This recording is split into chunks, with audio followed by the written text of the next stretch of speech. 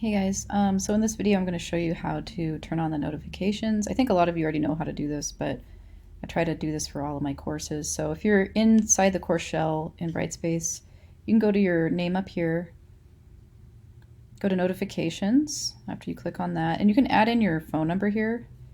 You can also put your preferred email, but I really want you to put your phone number in there.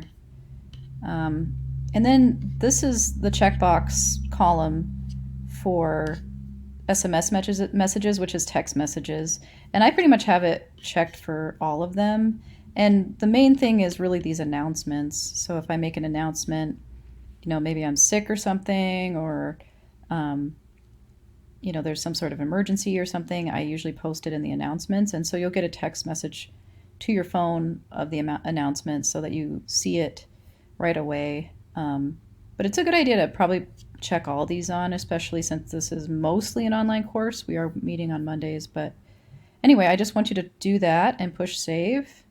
And then now you will receive text messages to your phone just giving you updates on different things that are happening in Brightspace.